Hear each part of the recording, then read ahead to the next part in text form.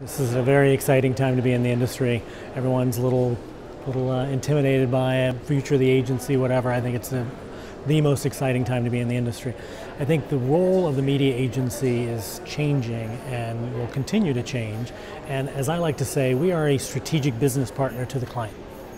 We happen to know a thing or two about media. We happen to handle a few $1 billion of media, but at the end of the day, it's about being a strategic business partner to the client.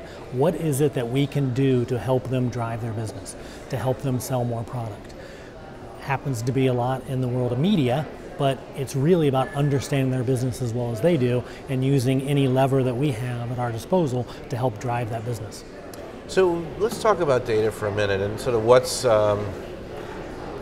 what kind of is moving the needle around data and activation. We hear a lot about first party. We hear about data coming from all kinds of new sources, out of the backs of smart TVs and all sorts of things. Tell us what sort of is valuable or emerging, or things that you see happening in that space. Yeah, it's good. It's another interesting area because we can very easily get ourselves to the point of analysis paralysis, right? Data coming in from everywhere. And just because you have a lot of it doesn't mean that you're better with it or better at it. What we like to look at is what is the most meaningful data.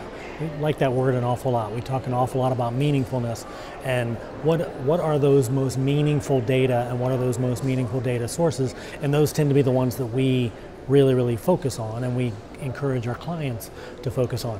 Many clients come to us and they've bought everything, they've signed up for everything, they've brought in every tool, and what we try to bring some clarity to and try to simplify is what are the most meaningful data that we need to help drive their business, and that's what we tend to focus on and we tend to help our clients focus on. Sometimes we're brought in by a client to do nothing but.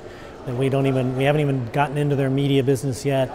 We start off a relationship by just cleaning up, organizing, and funneling all their data into one usable place so we can get the most out of it.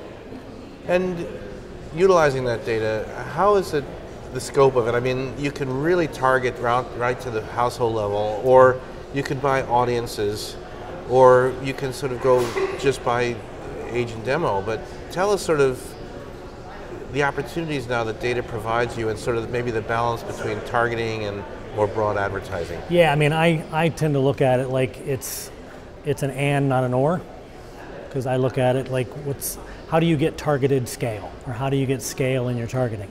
We still want to be very targeted. We just want to get as much scale as we can get. So I don't look at it like is it scale, is it broad-based, or is it targeted? It's broad-based targeted. It is high scale in targeting. We want to target the people that we want to target. We want to engage with the consumers, with the audience members we want to engage with, but we need to do so at scale. And so we tend to look at it as an and versus an or. And finally, expectations around performance. How has that changed, and what are the expectations from your customers? Yeah, it's a big word. We tend to have a point of view. I have a point of view that all media is performance media. We had a client once come to us that had a separate traditional media versus a performance media pitch, and we went in there and said, no, all media is performance media. It's just a matter of what the performance is you're looking for that particular media to drive. And they found that compelling, and we've had other clients find that notion compelling, that all media is performance media. You're looking for it to drive a particular performance.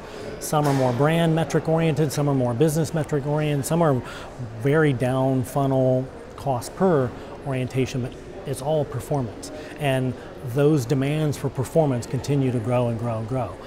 We like it because if you combine the data with the performance orientation, you can actually have a pretty powerful point of view and a pretty powerful role with a client. So we tend to like that increased demand very much. And Shane, I wanted to ask you about creativity in the ad unit, ad load. We hear about 6-second spots. We hear about 2-minute spots. We hear about announcements by some big programmers that they're going to lower the ad load. How is television changing, and particularly in terms of the creative unit, and what is that going to look like? How is sort of the demands of the consumer changing the commercial?